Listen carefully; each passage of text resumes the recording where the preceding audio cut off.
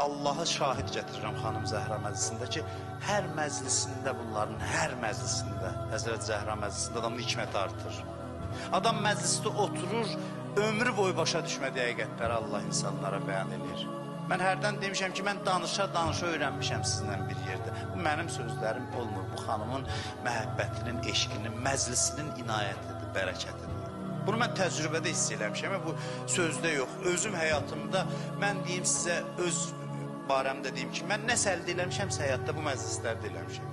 Cəbrail nazil olur, soruşur ki, ilahi bu kisanın altında olan, bu əbanın altında olan kimlərdir? Cavab belə gəlir, hum Fatimə və əbuha və ba'luha və bənuha.